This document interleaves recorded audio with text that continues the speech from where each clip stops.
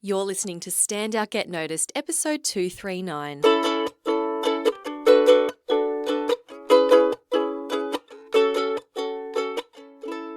Hi there, Rockstar, and welcome to another episode of Stand Out Get Noticed. I'm your host, Christina Canters, speaker, coach, and founder of The C Method, where I'm all about helping high-performing professionals and business leaders to build powerful communication skills. I want to give a big shout out to all of my awesome members in the C Method Academy, my monthly membership program. If you've been listening to this podcast for a while, you'll know that we launched back in October. Really, really exciting. And it's so amazing to see such fabulous results already from the members. We've got people going to networking events and introducing themselves in a way that they've never done before. We've got some members who have the courage to speak up at work, and they're seeing great engagement there from their colleagues.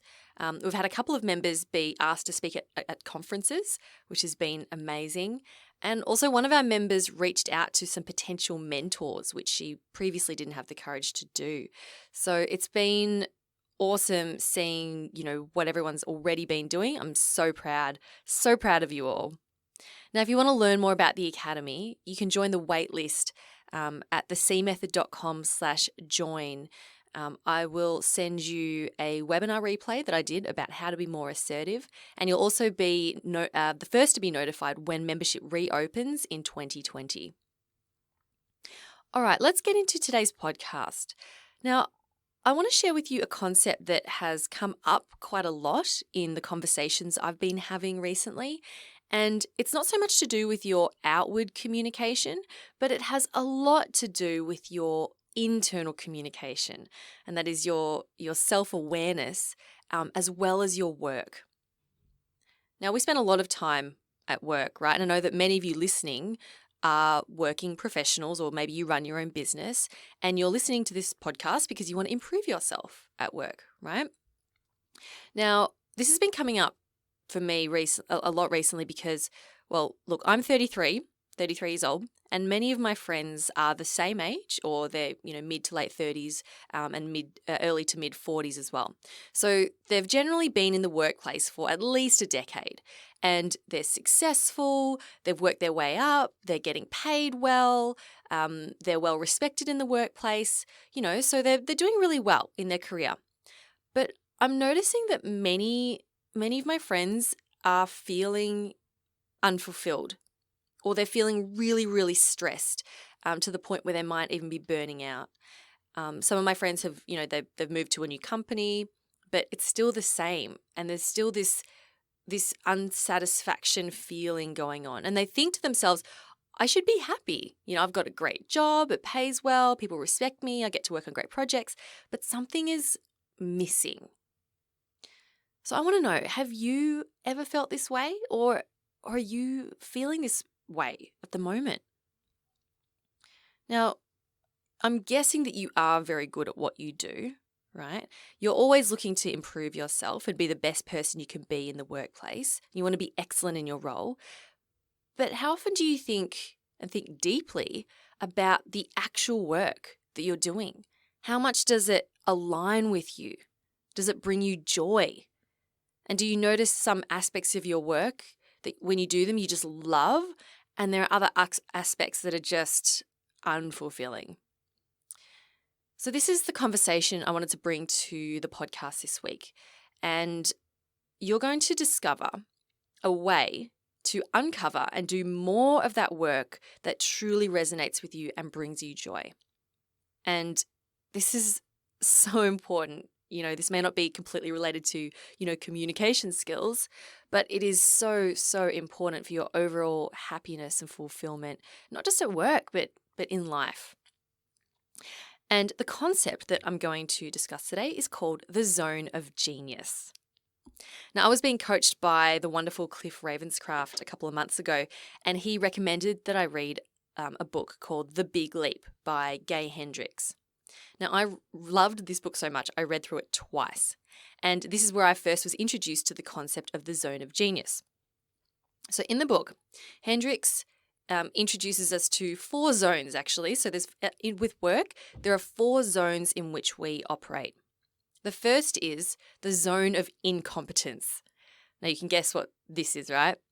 This is something that you just suck at. You completely suck at, and many people can do it better than you.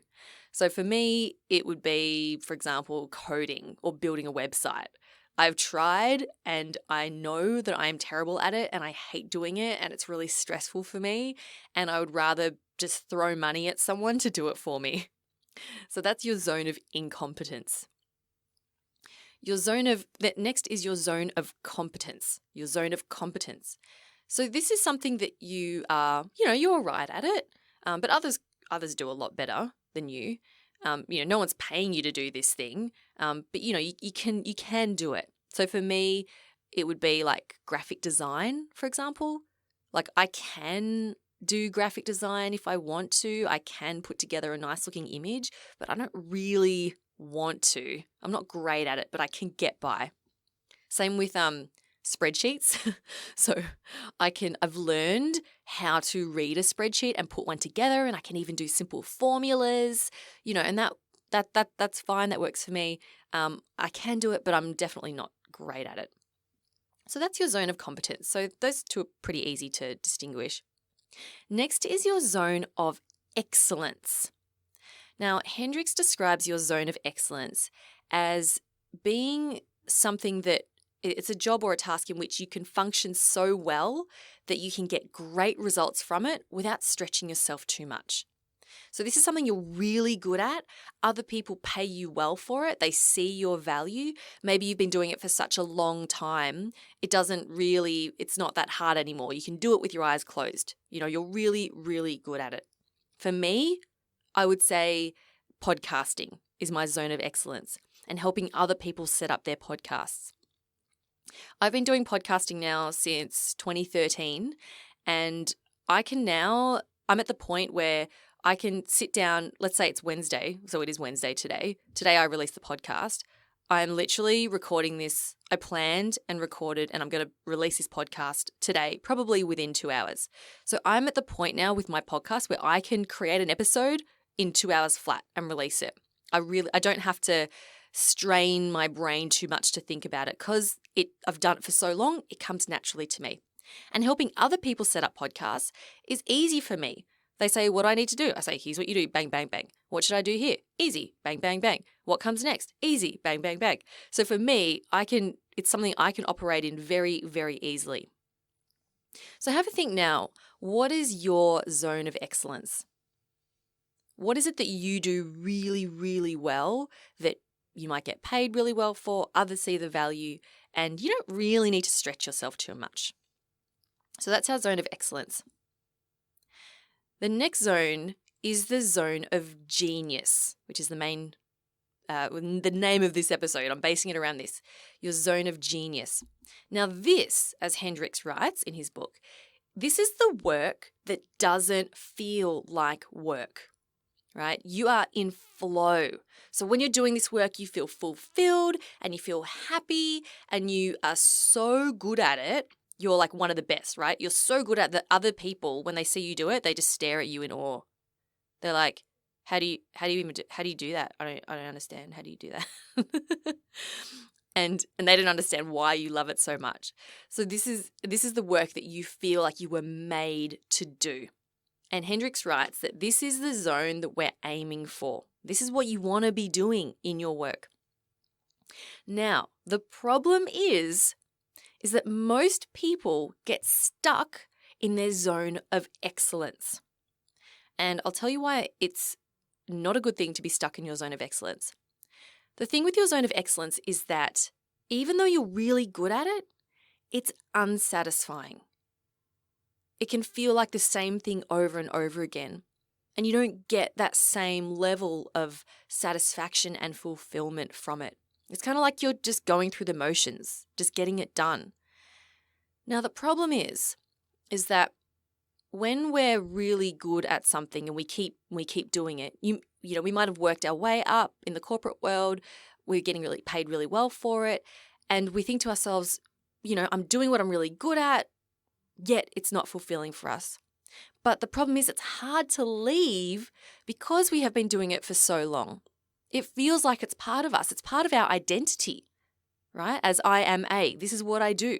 That becomes part of our identity. And the thought of leaving that can be quite scary. Your zone of excellence might be something that you studied at architecture at school. I'm thinking architecture because that's what I studied. You know, I studied architecture, and then purely because it appealed to me at the time when I was 18, and I did a 6-year degree, and then went into the architecture industry, got a job, worked there for a number of years, got qualified as an architect. So that was my zone of excellence, purely from one decision I made when I was 18. But it definitely was not my zone of genius. Now, you may have, if you think I'm in my zone of excellence, maybe you're doing what you studied and you've gone on now, you're 5, 10, 15, maybe 20 years into your career doing something you're excellent at, but it may not be the work that brings you joy. So what Hendricks writes is that the more we can, firstly, we need to be aware of if we're living in our zone of excellence, and we need to then start to discover what our zone of genius is and make more of an effort to live more in that zone of genius. And what this means for you is I would love for you to start exploring what your zone of genius is. And if you are starting to feel unfulfilled or that your work isn't quite satisfying you anymore, maybe it never did, I don't know, how can you then start to move away from that and move into your zone of genius? Before we get into the how, let's take a quick break. Hi Rockstar, want to let you know that applications for my February group coaching program are now open. This program is for high-performing professionals and leaders of any gender. This used to be a women's-only program, but now I'm opening it up to any gender. It's for people who want to dramatically increase their influence, their impact, and confidence at work. Over 10 weeks, you'll learn how to manage your fears and anxiety, be more assertive, be an influential leader, build your confidence with public speaking, articulate yourself and your ideas clearly, and, importantly, to feel good about the success you create. This training is conducted online, so it can be done from anywhere. Now, we already have 3 spots filled. This is a small group. It's maximum 6 people. So I am looking for 3 more people to join the group. So if you're keen, if that sounds good to you, book in a discovery call with me and we'll explore if the program is a good fit for you and your goals. Go to thecmethod.com/group coaching to book in a call. That's thecmethod.com/group coaching. Link is also in the description of this podcast in your app. Okay, let's get back to the show. So let's talk about how do we find our zone of genius? How do we know? And you might be listening to this going, oh, I already know. But if you don't, that's totally fine. Gay Hendricks in the book has a series of questions that he asks, or that you can ask yourself in order to find what your zone of genius is. There's 4 questions. The first question is, what do I most love to do? And he says you can do it for long stretches of time without getting tired or bored.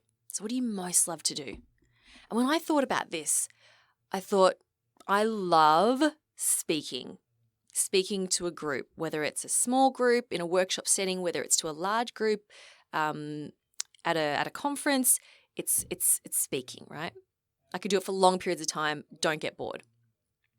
The second question is, what work do I do that doesn't seem like work? And I love this question. You know, in these questions, we're asking you to go into some self-discovery here. So I want you to approach these questions with a sense of wonderment. Okay, this isn't like an exam where it's like question, answer, question, answer. I want you to really think about and explore these questions. And it might take some time for this to come to you. And something that I've realized, so using myself as an example, when I MC events, that does not feel like work to me. Because the way I see it, it's my job to get everyone in the audience excited and having fun and making the speakers look good.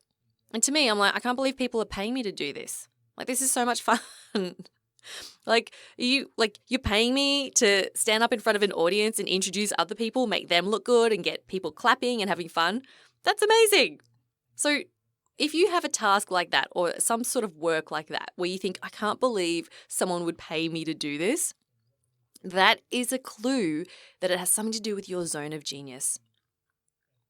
The third question, so those are the first two. What do I most love to do? And what work do I do that doesn't seem like work? And the third question is, in my work, what produces the highest ratio of abundance and satisfaction to amount of time spent? I'll say that again.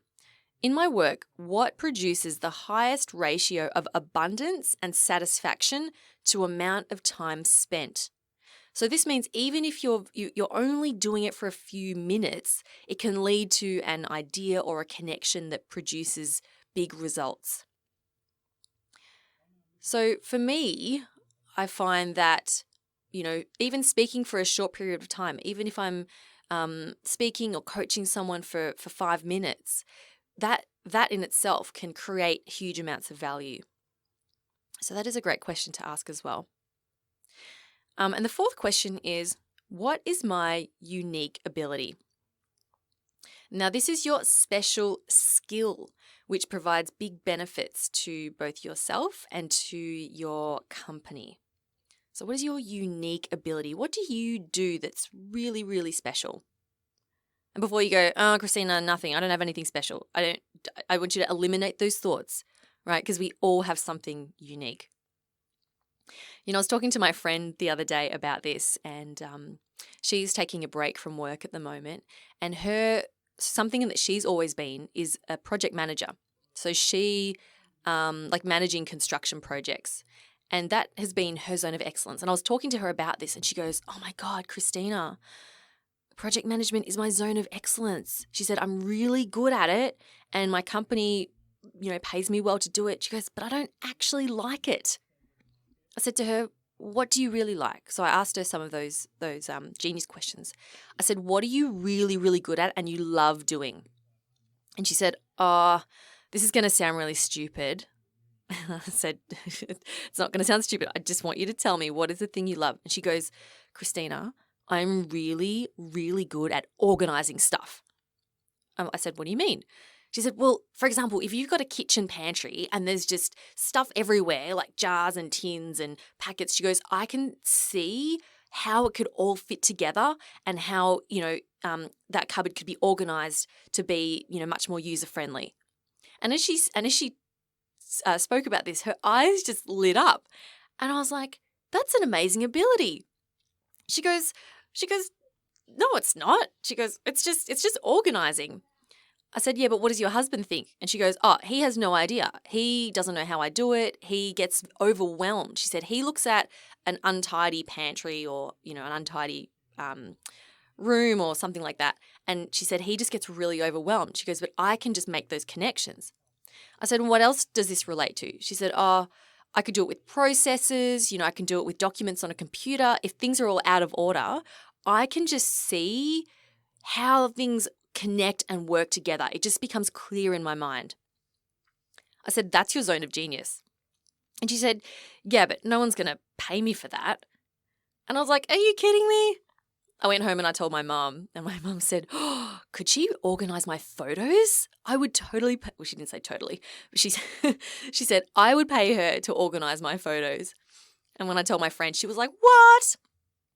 So anyway, my point here is that your unique ability and your zone of excellence may not seem special to you because it's obvious to you.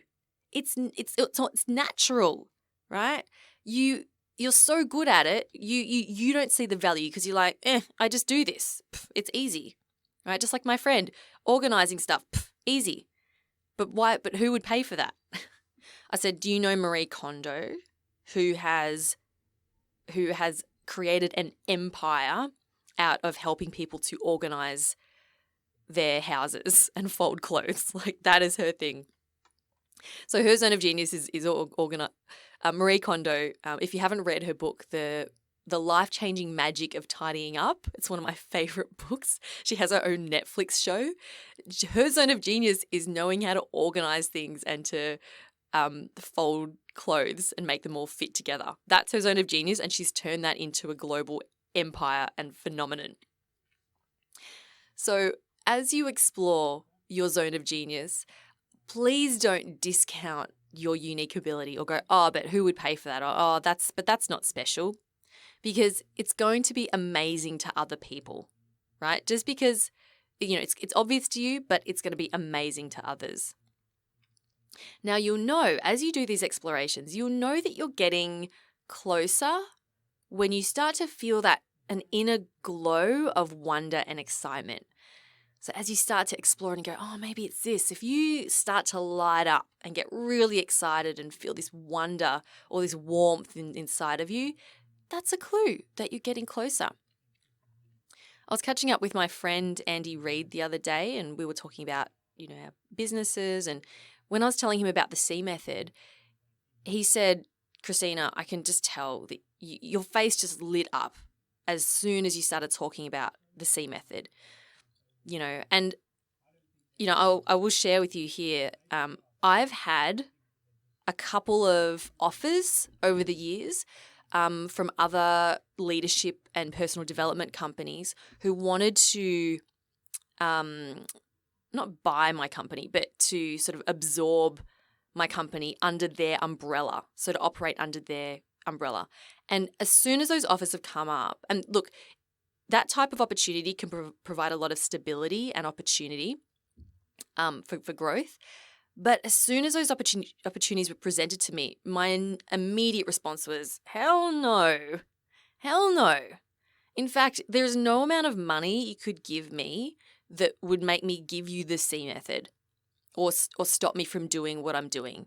And this is something that I've thought about. If you just handed me $100 million and said, Christina, you never have to work again, I would still do the C method. I would still want to speak to people. I would still want to teach people how to communicate better and help people to fulfill their potential and become the best that they can be. I would still do that, right? Absolutely, 100%.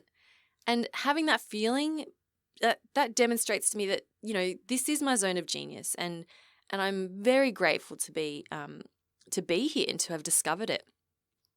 Now, podcasts, on the other hand, right? Because I also run another company called Podcast Services Australia. We help businesses set up their own podcasts, and we train people how to create their own podcasts. I cannot picture myself doing that forever. If you gave me $100 million and said, Christina, you never have to set up podcasts for people again, I would say, awesome, fantastic, let's do this. So that is very clearly my zone of excellence. Now, I'm not saying that I hate setting up podcasts for people because, it's what I do. It's what I'm good at. I definitely don't hate it. But having had this realization, I am now working with Aaron, my husband, who is also my business partner, to move myself into parts of the business that are my zone of genius and to hand over the other parts to him and to our assistant and to other contractors, right, to other members of our team.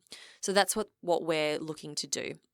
Because I came to the realization that I can't be my best and do my genius work with the C method if I'm also really busy with the podcast business, right? I have to prioritize what my zone of genius is. So, that was a bit of a tangent, wasn't it? Anyway, I hope that gives you a demonstration as to what you might find.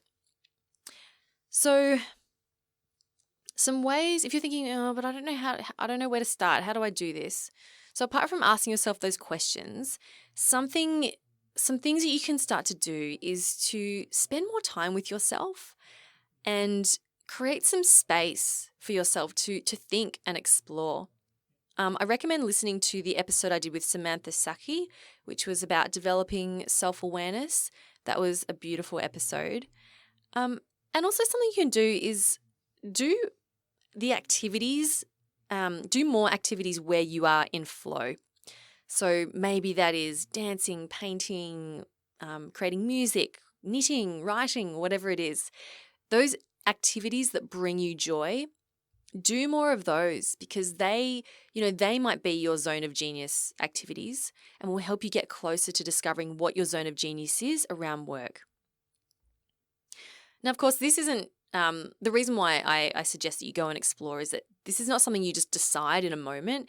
And I'm not expecting you at all to discover this from listening to this one podcast. I simply want to plant this seed to get you thinking. So I highly recommend that you read the book, The Big Leap by Gay Hendricks, and I'll link it up in the show notes as well. Definitely read it.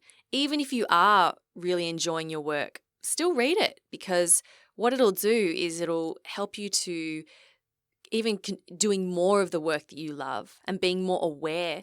And this will help you when you make decisions as well. So, for example, if you get an opportunity to do for a new role or for a different project or whatever it is, if you know what your zone of genius is, you can use that to then analyze that opportunity and go, okay, does this work with my zone of genius? Will it help me move more into that? Or is it taking me away from that, right? So it's all really awesome, juicy, fulfilling stuff to start exploring. Now, if you're thinking, oh, my whole career is in my zone of excellence, I'm not doing anything in my zone of genius, but I can't just up and leave my career. Well, this is something, this might be a scary discovery for you. And, if you talk about leaving your career, I ask, why not? What's the worst that could happen? Are your fears real? Maybe you can have a chat to a career coach and, you may find a sideways move isn't as detrimental as you may think. I remember interviewing a career coach on this podcast. Maybe it was Rob Cugno, and he was saying that a lot of people think that changing careers, they'll have to take a huge pay cut, but that's only the case in a very small percentage of people. So, you may not find that it's as scary. Or something else you can do is start to explore how can you take your existing career or your role and maybe shape that towards doing more of what you love. Is that something you can do? Can you leave some projects behind or types of work? Is it in your control to start creating more of that genius work that you love to do? Anyway, I think explore and discover are the key words for this episode. And I really hope that this is something that, has resonated with you and has got you thinking. Show notes for this episode will be at thecmethod.com/239. I will link up to the book there. And also, before I leave you, a reminder that if you want to take your career to the next level, have more influence and impact, and you would love to work with me in a small group setting, you can apply for the group coaching program at thecmethod.com/group coaching. All right, well, thank you so much for spending some time with me today, Rockstar. Keep on being awesome, and I'll talk to you next week. I'm Christina Canters, and this has been Stand Out, Get Noticed.